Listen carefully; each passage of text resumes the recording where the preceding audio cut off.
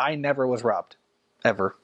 And I attribute that a lot to really just being aware of my surroundings. I can't say people didn't try.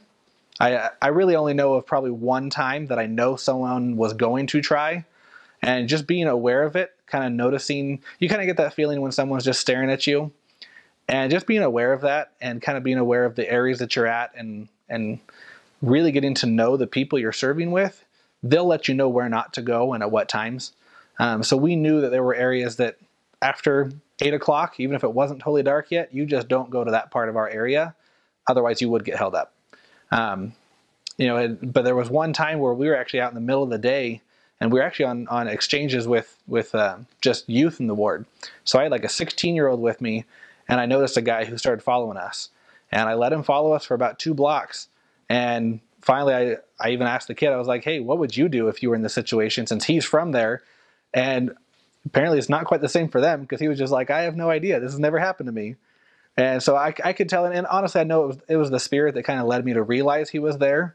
But it was obvious that he was looking to try to corner us somewhere. So we ended up just running. We just ran, since he wasn't close enough.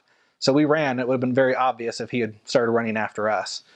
But from what I know, is most of the people were very accepting of us. And so if you knew who the people were, like if that guy had ran after us, other people would have stepped in, just because they had the respect for us, even if they didn't really know us per se.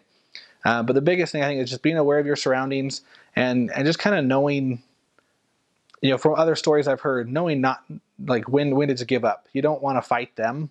You don't want to be the one to instigate it. If they do come to you, keep a few dollars. The one thing I learned at the very beginning was always keep a few pesos on you, just whether in your pocket. Don't keep it in your wallet necessarily, but keep it in your pocket so you can just take that out and give it to them. And normally they're pretty satisfied with that.